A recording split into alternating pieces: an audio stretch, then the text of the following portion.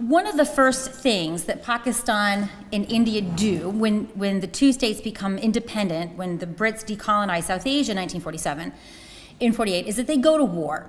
And they go to war because Pakistan was trying to seize Kashmir. Why did Pakistan want to seize Kashmir? Well, Pakistan's founders promoted this notion of a two-nation theory. And the two-nation theory held that Muslims and Hindus are separate but equal nations. Now, many Pakistanis will learn in their schools that the two-nation theory meant that there had to be a separate, independent state for Muslims. I mean, unfortunately, like many things that Pakistanis learn in their schools, that's what's called a fiction, or less generously, a lie.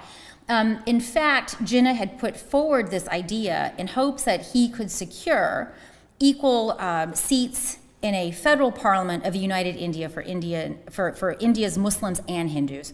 And the Indian National Congress, which became the party that led India, said, "You've got to be crazy. You're a fraction of our population. Why should you get the equivalent number of seats in a parliament?"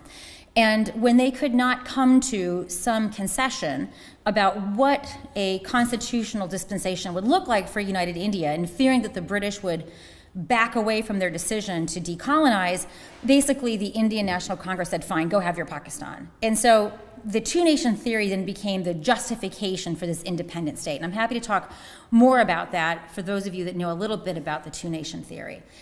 Kashmir was the only Muslim-dominant geography in South Asia. So Pakistan felt that because it was the home of South Asia's Muslims, that it had some right to Kashmir. The K, for example, in Pakistan stood for Kashmir. But they didn't have a legal standing for Kashmir. It turns out there were three princely states. They were allowed to decide whether they would go with India or Pakistan. And Kashmir was one of those states, and its sovereign did not want to join either India or Pakistan. He was holding out for independence. So as it became apparent that Pakistan would not get Kashmir, Pakistan began its first use of non-state actors by mobilizing tribal lashkars. When I talk to American audiences, we call that a posse. I don't know what Europeans call a lashkar. Any good translation for a posse to a European audience? Hordes? maybe hordes, I'm not sure. Basically, well, we'll use the word that they initially used was marauders. So contrary to Pakistan's preferred story that these were non-state actors, they were not non-state actors. They enjoyed tremendous support from the provincial governments of what was then the Northwest Frontier Province, as well as the Punjab province. The military gave them fuel and vehicles, and eventually, of course, the state itself began supplying these marauders. As the marauders converged near Srinagar, and they probably would have gotten to Srinagar had they not been more interested in raping and pillaging, the sovereign of Kashmir asked India for help. Notably, he had signed a standstill agreement with Pakistan, so Pakistan is in violation of the standstill agreement. He asked India for military help. India says, "We'll do that," on the agreement that you accede to India. So he signs the accession instrument, and as the accession instrument is being ferried to Delhi, India airlifts troops. So essentially what India is doing is airlifting troops now to defend its sovereign territory. Once this happens, Pakistan's army officially becomes involved. I want to point out that in the beginning, a mid-level munitions officer is actually the pioneer of this fiasco. He starts out as a major. By the time it's done, he's basically a chief emperor field marshal. I mean, the ability with which he could inflate his title is really quite remarkable, given the duffer that he was. Nonetheless, this becomes the first India-Pakistan conflict. When this conflict ends, about 1/3 of Kashmir is under Pakistani control and 2/3 is under Indian control.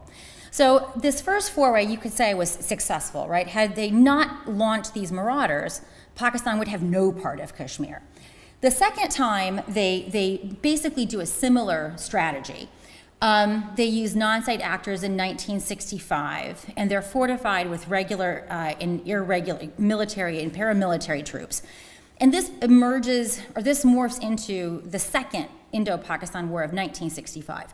What we now know is that had India had better civil military coordination, and they had the army chief not erroneously reported that they were out of ammunition when they weren't, India could have prosecuted that war, taken Delhi, and delivered a decisive defeat to Pakistan. Generally, this is considered to be a stalemate. But since Pakistan started the war, and since Pakistan achieved none of its objectives, it's a puzzle. Pakistan does this again in 1999, right? This time it's actually using paramilitary disguised as mujahideen. But it's basically, the same strategy. Send a people in, we're lying about their identities, try to affect a territorial status quo, but in this case, they're defeated. The troops are actually repelled. Pakistan is at this point an international pariah. In addition to these 3 wars over Kashmir, Pakistan was also decisively defeated in 1971 when India intervened in a civil war and essentially broke up Pakistan. Pakistan in 47 had a west wing and it had an east wing. So after this war, Pakistan had lost half of its population and half of its territory. So by any definition, this was clearly a defeat. In addition to this, Pakistan has waged a proxy war. Now we can talk about what a proxy war is and at what point does simply engaging in nuisance, value, sabotage, and terrorism campaign, which Pakistan did since 1947, at what point do we call this a proxy war?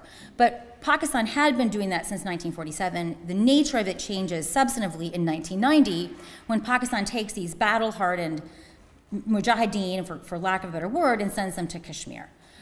All right, so we have this interesting question. Pakistan keeps banging its head against this wall over subsequent decades. It's got multiple, goose eggs, and it's not achieving its objectives. Worse, in doing so, Pakistan is in fact imperiling the very viability of the state. Why do I say